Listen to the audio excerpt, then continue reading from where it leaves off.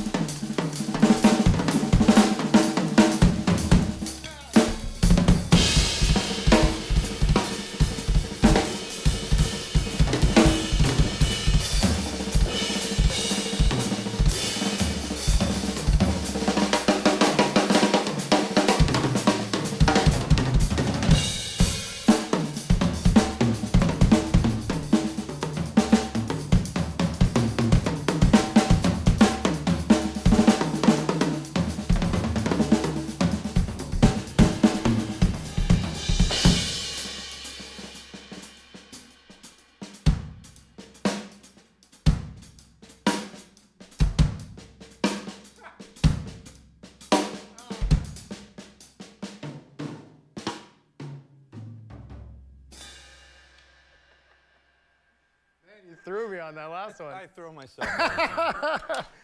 Yo, it's Dave Elitch, back at Drum Channel. I'm here with the 2016 Guitar Center Drum-Off winner, Tony Taylor Jr. Yes, sir. Great to have you, man. Great to be here. Yeah. So we're gonna sit down on the couch and rap in a little bit, but we're gonna play a little bit first.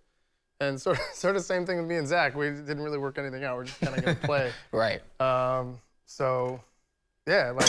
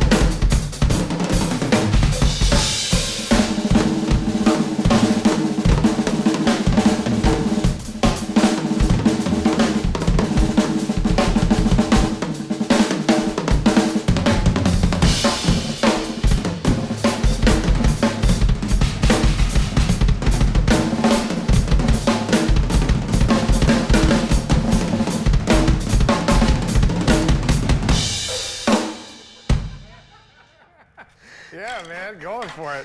Oh, not Sounds great, dude. Oh, thank you. Yeah, man, awesome.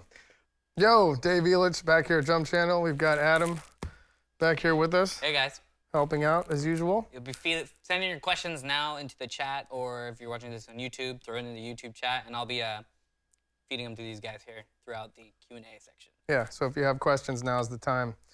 And maybe you'll get lucky and Adam will pick yours. Maybe. We'll see. If I deem it worthy. Yeah, we'll see, we'll see. Really fun playing with you guys. Yeah. That was awesome. So I've judged the drum off, I don't know, maybe 5 or 6 years in a row. And usually, everyone, you have to be of a certain caliber just to get there in the first place. Oh, yeah. But sometimes dudes show up and they don't have their solo put together. They're just kind of winging it. A lot of times, ironically enough, you'll want someone to play more pocket.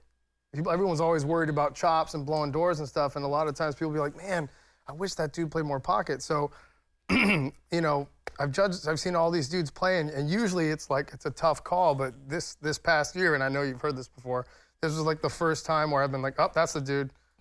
Like that was it. It was like your solo had everything. It was so well put together.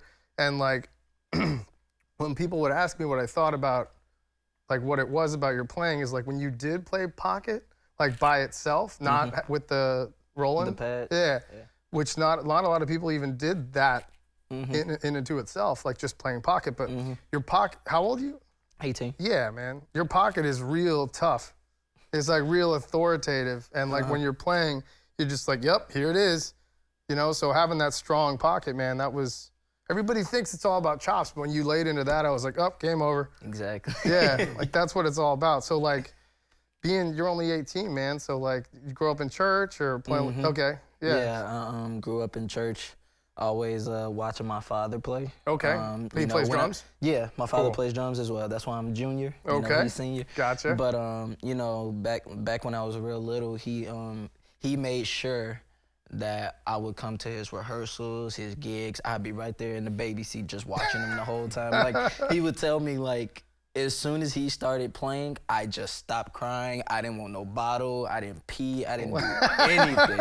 Like, I just sat there and watched him for hours on end. And then when he stopped, that's when everything was just like, okay, I'm going to let it out. Dad, come get me.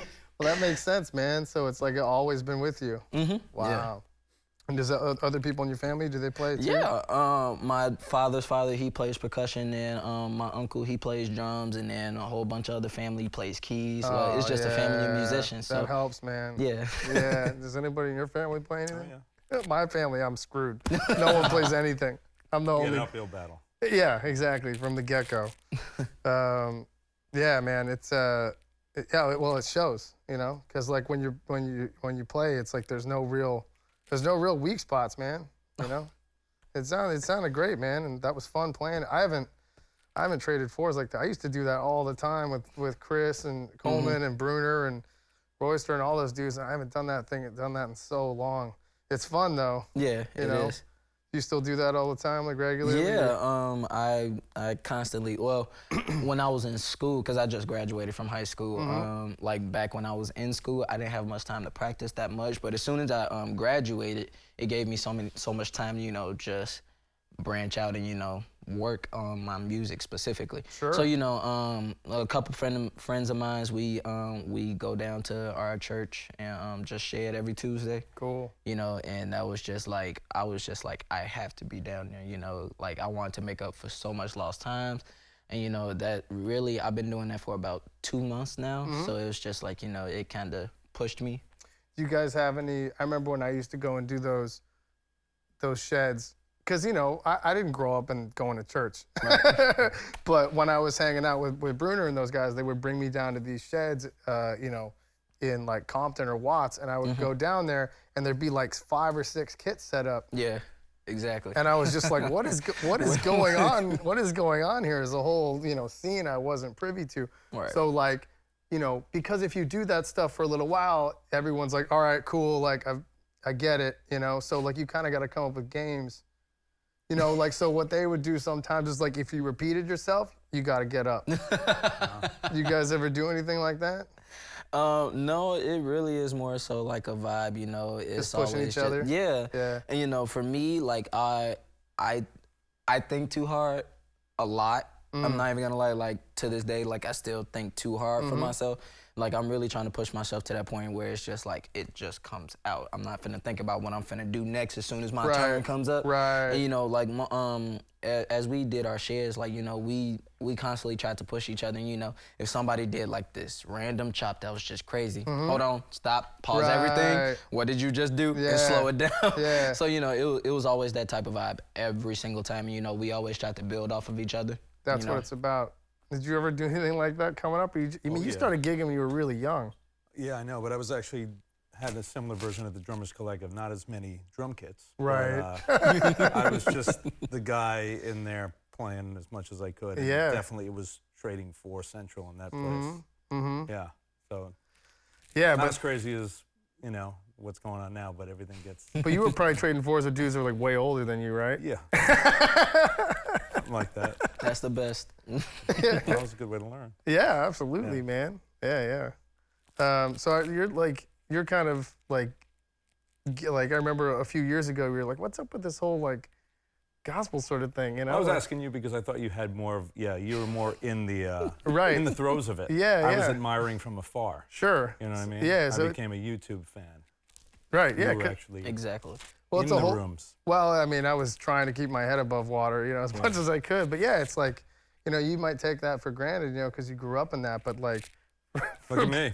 for people like us, you know, it's like, oh, whoa, this is a whole different thing, you know. So it's a real cool. I think that's indicative of drummers, though. Like you guys all getting together and you know, I mean, and we do this too, like being like, man, what was that, or what are you doing there, and just there's no secrets. Everyone's just showing everybody anything and pushing each other. You know, it's just the constant vibe because we all are just constantly, like even just off the drums, constantly talking, making sure that we're all good, you know, always trying to make sure that we, you know, continue to push each other, not just on drums, but off drums as well. Yeah, that's cool, man. So, you know. That's cool. You have any questions, Adam? I do. I've got a bunch. They're coming in hot. Okay. I got a bunch of them. So this is more maybe of a musical sided question. How do you work on your? Are there things that you do to practice your phrasing? Specifically, this is directed to you, Tony. Like, is there a practice routine that you go through with like maybe different licks, practicing different pieces of vocabulary to fit them together?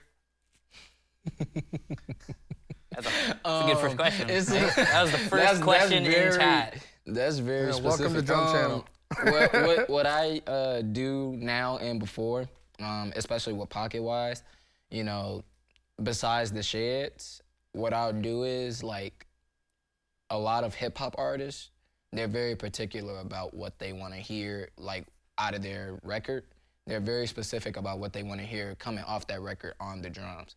So what I'll do is, I'll pick up a random track, play with it, find out what that specific technique is in the song, you know, and just continue to just work on that. And, you know, after a while, it just makes you constantly aware of, like, how you want to go about a song. And for me, I don't know about anybody else, but for me, it constantly makes me aware of how I want to play a song specifically. And then, you know, after a minute or so, you know, I shade around with it, you know, go to the next song. And, like, I love playing tracks, so. Are you trying to, like, approximate the program beat and play it, like, note for note as much as you can? As much as I can, cool. You know, because that's just really, like, I'm driven towards that, you know, because not only I want to just make my chops better, but at the same time, you know, I always want to make sure that everybody sees that I can play pocket too. Yeah, that's huge, man, because not everyone can, you know? Yeah.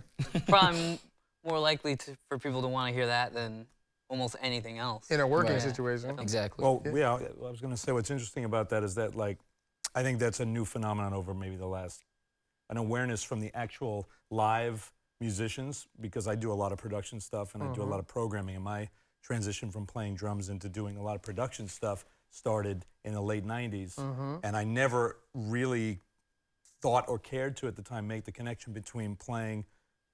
I thought the instrument played live is one thing. The way you program and produce drums, for example, is a totally other thing. And I think it's a recent development in the last 10 years or so that drummers now may or may not have any production experience, right, per se. But they look at their job as a drummer and they're being asked, like he was saying, to sound like the machines. And that doesn't mean pattern-wise. That could mean sonically and the instruments they choose. And I think drums and cymbals especially have kind of like mirrored what the producers are programming, and sounds of drums and the way they're mic'd and tuned, and cymbals and what they have changed as a result of this, where now drummers are actually really thinking like producers when they play. Right. More so than they ever were. Well, and you, talking about the gear stuff, you pioneered that with the Zildjian remix. Well, Cymbals yeah, back in the then, day. they were misunderstood back in the day. Yeah, in the late 90s, there was something called Remix that Zildjian put out that were effect cymbals. At the time, I was into a lot of jungle drum and bass were the hot styles of that era, and I wanted cymbals that sounded like sped-up breakbeats. So we came up with cymbals, and Zildjian, we did one where we had tambourines in the cymbals and whole slats cut out. And now it seems like everywhere you look, every company that makes cymbals has a version of that. And it was basically to recreate those sort of white noisy, those effecty sounds that I was hearing. Sped up sounds. All the cymbals were small and quick and a lot of attack. And that was the beginning in terms of like thinking gear has to sound like things that were synthetic by nature, and how do we reproduce it with acoustic instruments? Right. Yeah, but do you think that that whole thing started with like that sort of New York, like underground sort of That started with jungles? the UK. That started with me hearing Square Pusher and Aphex Twin and going, man. But I mean, like, yes, of course. But I mean, humans trying to play that. As far as I know, it started in the UK with a couple of guys, but in New York, Jojo Mayer and myself had a night together, and we started doing this live drum and bass thing. What year was that? 97, 98. Wow. Oh, I And was I had a born in band called 97. Bomish. There he goes. This guy was not even here. That's how old this is. Wow. Man, I was on the other side of the coin, way back when. Now I'm that guy.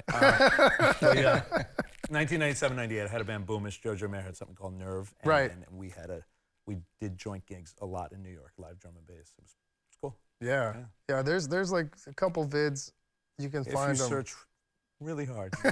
Dig deep. Really hard. Dig deep. Yeah. Yeah. One thing I forgot to mention at the beginning that I should have mentioned is we actually are running a contest tonight for people watching.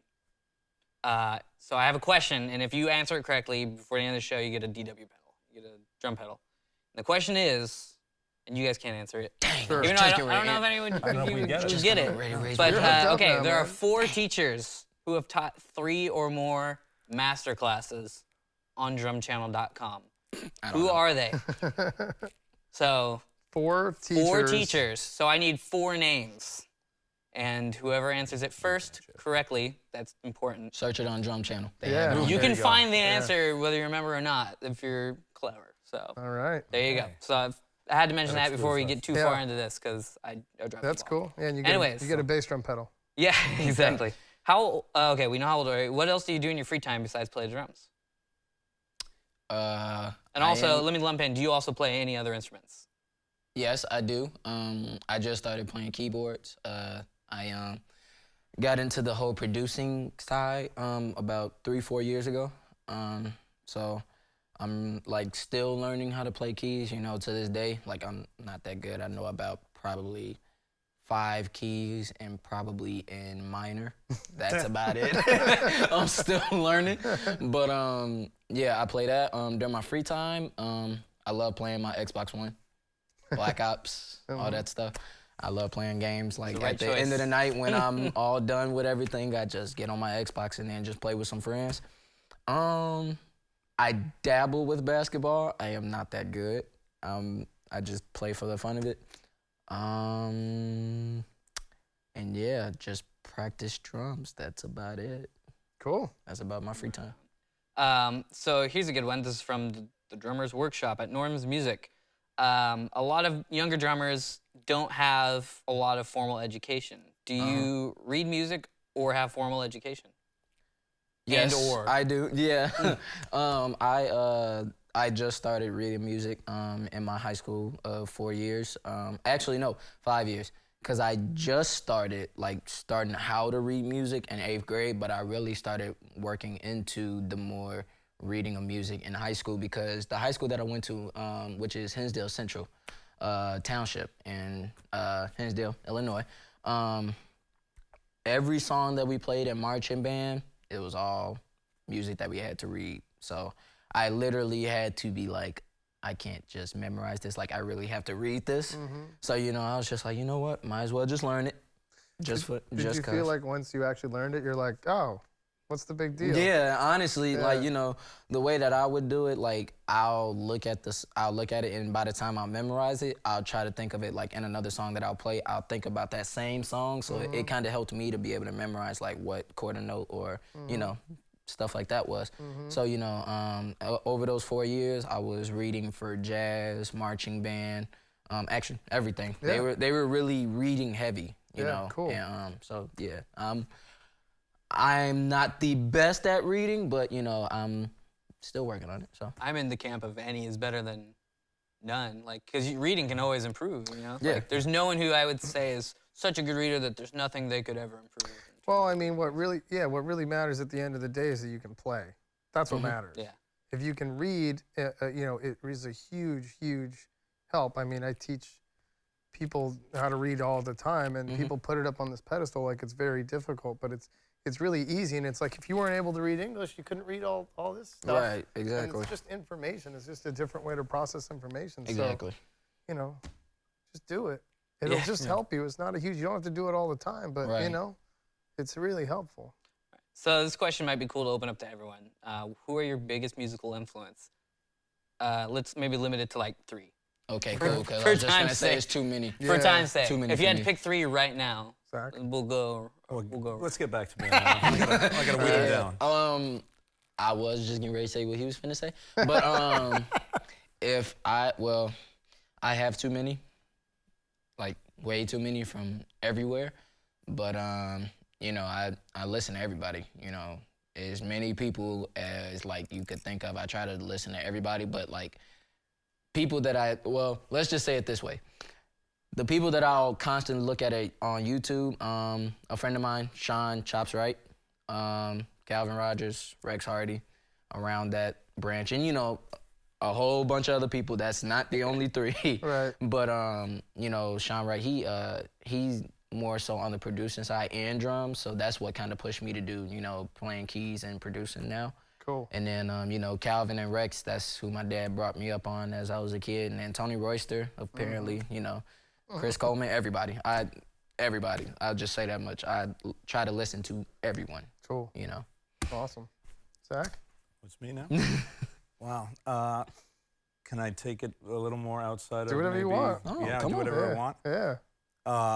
I mean, because I do a lot of production stuff, I tend to really get off on when I see production that really excites me. And I'm still caught up in the whole era of this sort of staggered electronic world, and anything that Flying Lotus puts his name on, Brain Feeder label. For years I've been into that stuff.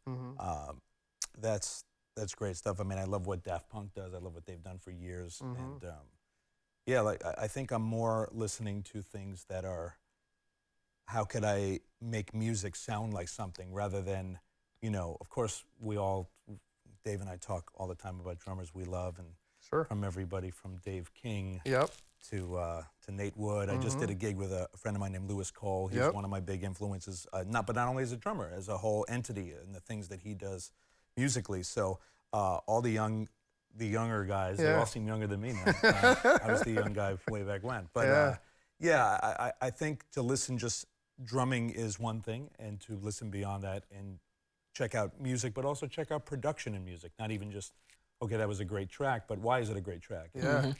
Sonics and production are so influential on why we like something. Even on the drum set, Yeah. you can, not to go a whole hour on this, but like a drum set in a certain vibe, for lack of a better word, that's tuned a certain way, or certain heads or certain cymbals.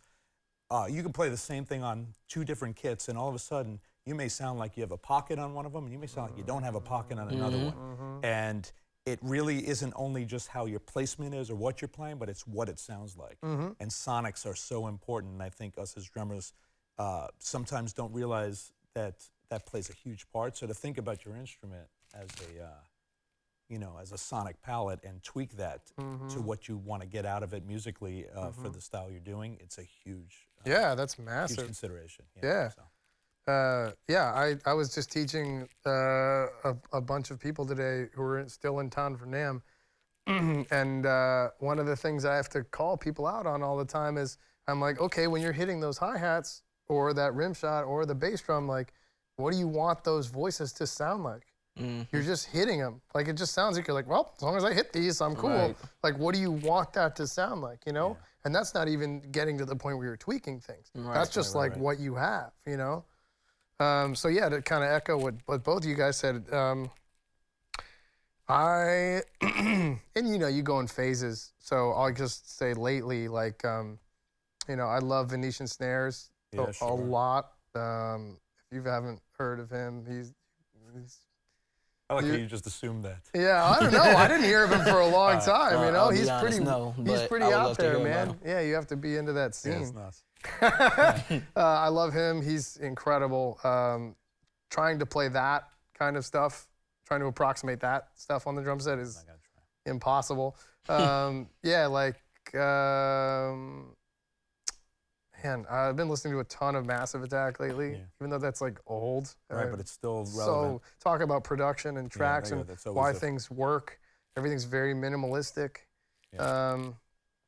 Yeah, I mean, I think that new Chairlift record that just came out is killer. And then like drummers, you know, I always go back to Vinny and Tony and Gad always. It's just, those are the people that make me just, it's like someone knocked the wind out of me, you know, just all that space and guts, you know, it's just like, oh. So those are the three I always go back to, you know. Buddy too, obviously. Yeah. So, before we go on, we already have a winner to the contest. All right. I won't reveal anything Quick. yet, Okay. but they got it. So, good job, person who I will reveal later. So maybe let's take a couple more questions and we'll go to the next segment. So Great. here's a really cool one. I'm actually picking this one out of order. Tony, where do you want your drumming career to be in the next 5/10 years? More performance or maybe doing education?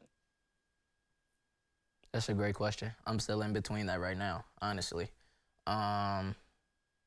You know, like in that era, like I'm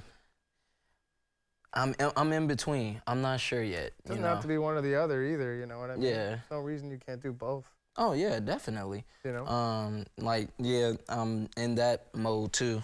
Like that's really just like the greatest question that I constantly get all the time. You know, are you going to school? Are you gonna work? You know, like right now, it's just like, you know, I'm in between because it's like, you know, after this whole drum off, it's like, you know, my life is slowly but gradually just increases and changing like so much, and even just school and work related, both. And you know, I'm really just in between that point where it's just like I'm not sure yet. I'm definitely praying on it, cause I like one side of me is like, you know, I want to go to school, and then the other side is just like, you know, I want to work, you know, Sure. continue playing drums. Sure. You know, but like you said, ain't nothing wrong with doing both. Yeah. So I'm not sure yet. Yeah, that's cool, man. Here's another question. Let's open this up to everyone again. I think this is Okay. a cool one. What kinds of mistakes should be avoided when practicing? Yeah. That's more like what kind of bad habits. That's kind of how I read man, that. I could take a whole hour talking about that with people. It's funny because I've taken this with video. I'm like, maybe we'll start with Tony. Yeah, I'm the king of mistakes. So, Why do you say that? well, I mean, I always want to, like, for me, I always tell people know your mistakes and always work on them, because for me, like, so many people like come up to me like, man, your performance was great, and you know, like I'm like my worst critic. Like I like to a certain extent, I did not like my performance at all, honestly, because I'm the king of you this know, one, man. Zach, yeah, my Zach is the hi-hat king of fell that. while I was playing. You know, you only get 5 minutes to set up, and I'm very far, like playing wise, and everything was so close. So it's just like, you know, like I was in a very bad like predicament, and you know, like I said, I'm my worst critic. So you know, I always try to find out where my mistakes were, and you know, always push for excellence in that specific place. You know, I always tell people, always, you know, there's nothing wrong with making mistakes, but always know that, you know, don't always make them. but always push to get better at that mistake, because like for me, like when I play, I be like, I hate it. Then when I see the video, I'm like, oh, that came out better than where it came out there. Right. So it shows me that I'm doing something right to fix what I'm trying to make my mistakes at. So that's my end. So Zach, going off on that, on what he said. Yeah, no, I mean, Because we were talking about this on the way up here. I know. Yeah. I mean, I went through a phase where I didn't really practice or want to practice. In the last few years, I wanted to practice, and I feel like I don't know how to. And I ask a lot of questions to a lot of friends of mine, and we're getting laughs from behind the camera. That's totally true, man. So I don't know how, and I ask all these guys, and I think that the thing with me is that like I battle the thing of I don't like to feel too prepared when I play, because I feel like if I am, there's both an added pressure, like, oh, I should have my act together. If you don't do what you said you were thinking? Then like, oh, nothing should go wrong, so you feel the pressure of that. Right. I almost feel like going, hey, here goes nothing. Right. And then and then you can always fall back in your mind like, well, I didn't really work on it. Right. So you let yourself off the hook. But it also gives you a freshness. Like, I don't want to be too aware of what I'm doing. But now there's things I just can't do unless I go from point A to point B. So I can't just like get behind the set and hope it's going to work. Right. You got to work at something. So, but I don't have good practice habits. So I think for me, if I were to not ask somebody else, if I were to ask myself what I think I should do, it's probably don't try to play something too intricate and too quick and just keep on doing it like that, hoping that one set time it's just going to happen. Right. Break it down, sit with yourself, play it slower, play it simpler.